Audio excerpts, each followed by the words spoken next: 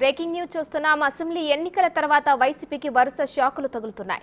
MLC పోతుల సునీత పార్టీకి రాజీనామా చేశారు. వైసీపీతో పాటు ఎమ్మెల్సీ పదవికి కూడా రిజైన్ చేసిన లేఖను పార్టీ కేంద్ర కార్యాలయానికి పంపారు.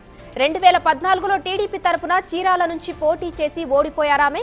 కానీ అప్పుడు అధికారంలో ఉండడంతో ఆమెకు ఎమ్మెల్సీగా అవకాశం కల్పించింది టీడీపీ.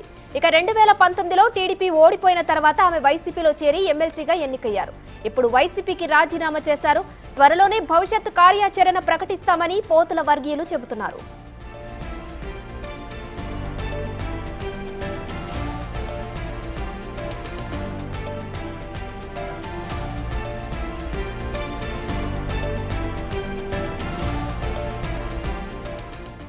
దీనిపై మరిన్ని డీటెయిల్స్ మా ప్రతినిధి జయరాం అందిస్తారు ఫోన్ లైన్ లో. జయరాం, ప్రజెంట్ వైసీపీని వీడుతున్న వారి నేతల సంఖ్య కూడా పెరుగుతుంది. అందులో ఎమ్మెల్సీ పోతుల సునీత కూడా జాయిన్ అయ్యారు. అయితే త్వరలోనే భవిష్యత్ కార్యాచరణ ప్రకటిస్తాను అని కూడా తెలియజేశారు. దీనిపై డీటెయిల్స్ ఏంటి జయరాం?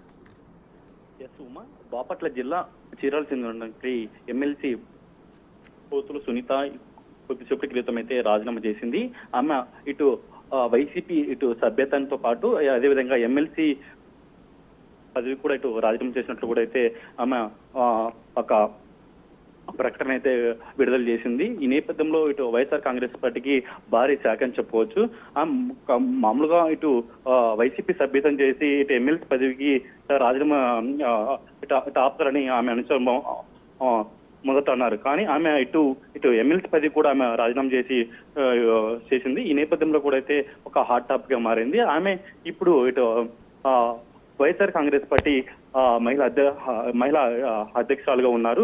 అంతకుముందు 2014లో ఆమె టీడీపీ నుంచి కంటెస్ట్ చేసి అక్కడ ఓడిపోయింది. అప్పుడు ఆమె ఇన్ఛార్జిగా 5 ఏళ్ళు ఉన్నది. ఆ తర్వాత 2019లో రాష్ట్రంలో ఇటు వైఎస్ఆర్ కాంగ్రెస్ పార్టీ అధికారంలోకి వచ్చింది.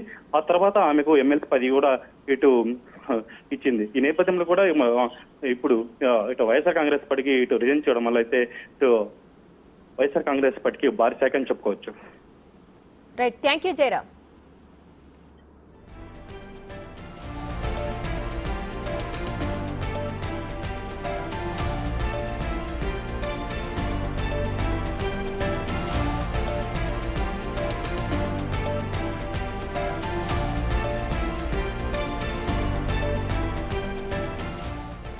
అసెంబ్లీ ఎన్నికల తర్వాత వైసీపీకి వరుస షాకులు తగులుతున్నాయి. ఎమ్మెల్సీ పోతుల సునీత ఆ పార్టీకి రాజీనామా చేశారు.